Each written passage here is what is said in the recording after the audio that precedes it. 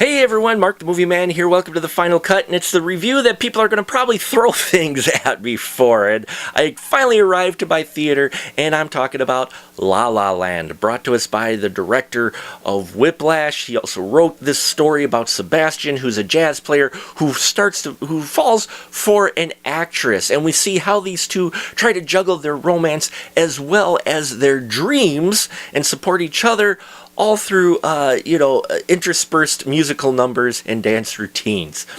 La La Land, I enjoyed, I was entertained, but I didn't love it.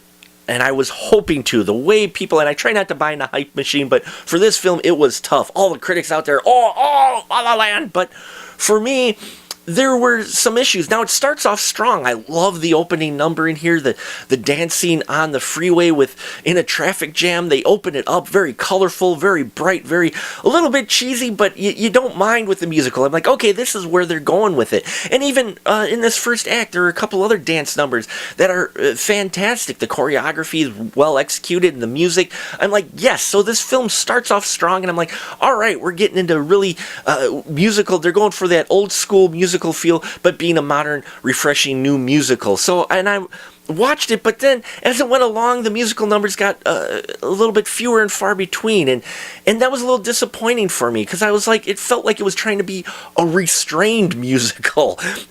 And I'm like, no, go full bore. You started off strong, you had me. And I do love musicals, and I also love romance films, but to me, it got a little clunky as it went along near the middle part of this film, especially, and that's where we're starting to get into that relationship between Sebastian and Mia. Now, Sebastian's played by Ryan Gosling, and Emma Stone plays Mia, and I loved her voice and her singing parts in here. She has a great voice and a lot of emotional performance in here. I didn't quite feel it from Ryan Gosling. I know maybe that's what we were kind of trying to go for, because he's a guy into jazz, which I thought was a great aspect, that he was into jazz. But as far as the relationship between him and Mia, I didn't quite feel any emotion from him. And I don't know why. Maybe it requires a second viewing, but for me, his just fell flat for me. So when you got that kind of one-sidedness to it, it took me out of it a little bit, and I wasn't quite as invested in their relationship as I wanted to be. Also, there were a couple scenes in here that really didn't serve much purpose outside of some exposition, which they could have handled a bit differently, and they were put in there also for a bit of humor, namely with the Sebastian character in a scene with his sister. While I understand why they had it in there, they could have done that differently, because we get some of that same story later on when he's talking to Mia.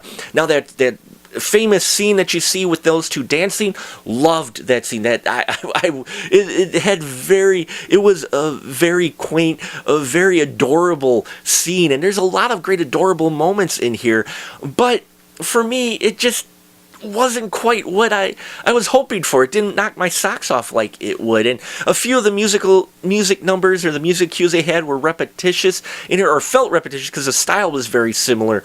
So it felt, as it went along, it felt like the inspiration kind of was lost. And maybe that's what he was going for, because it follows the dreams as these two characters modify their dreams a little bit and realize the harsh reality of things. I'm not sure, but for me, I enjoyed La La Land.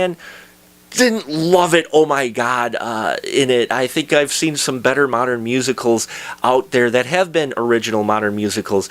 So, for me, it's 3.75 stubs. Can't quite give it 4 stubs. I still think it needs to be seen on the big screen, at least for the musical dance numbers alone, and the singing of Emma Stone, and I appreciate definitely what they were going for with this film, but for me, it just didn't quite get there.